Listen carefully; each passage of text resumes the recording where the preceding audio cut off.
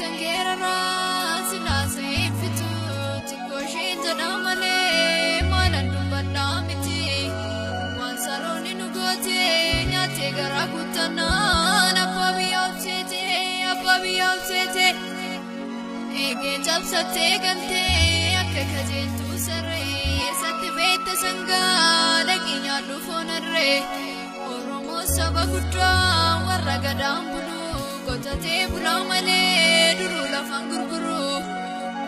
yomiyo isambutu warambasha gurguru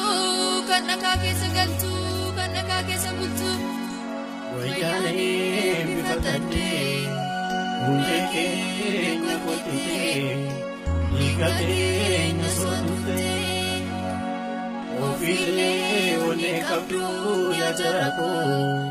kenyuma kenyamite